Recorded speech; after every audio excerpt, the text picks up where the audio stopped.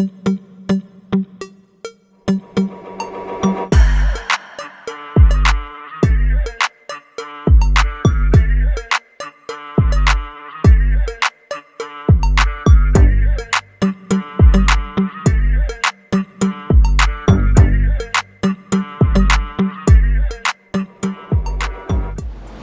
good is Nissan RTV?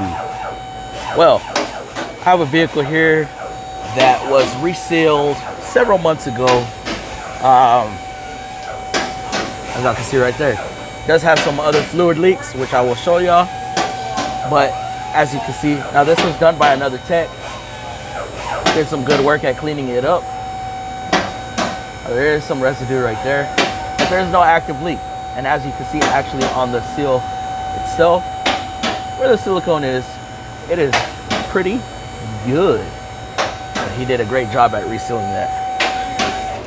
I don't know if yeah, he did take the lower pan off. You have to take the lower pan off in order to do it, but y'all may have seen right there, has an oil leak. Y'all think that's rear main? Y'all think that's a converter? Nah, I mean, it is transmission fluid, but here's how you tell. You follow it, okay? Follow it. Where does it go the highest? Highest. That is gonna be from the axle seal right there. So that axle seal does need to be replaced. Now, y'all are gonna be like, wait, but he did front timing cover. Did he take out the axle? No, you don't have to take out the axles in order to do a front timing cover reseal. Those actually stay in. So, and plus, when several months go by, you know, certain things happen. This vehicle has 120,000 miles on it. So it needs an axle seal replaced. This needs to get all cleaned up. And then that could be mistaken as a rear main or a front converter seal. But yeah, fluid leaks, it'll get in there, it'll make its way down.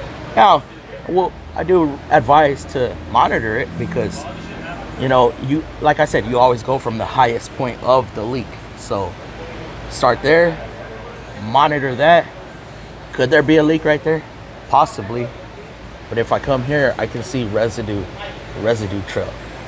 And plus, before, this thing did have valve covers leaking also.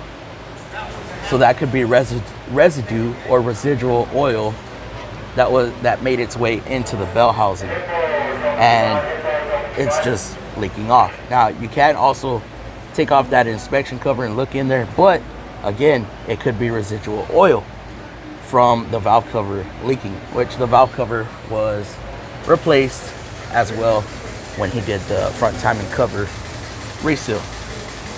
Now we do have one other leak, and that is going to be CV boot. So that needs rebooted. That was recommended last time. Does the customer want to do it? Who knows? All I can do is recommend it, because they did spend quite some money last time because they had sludge. So I don't know, but yes, I'm gonna recommend that. So what's nice about this, once you take that axle off, normally you do want to replace the seal as well. So get a 2-for-1. Okay, 2-for-1. And then also, right here, this subframe. This was recommended last visit as well. Subframe bushings are separating. Look at that. That'll cause some funky stuff to be happening on the vehicle.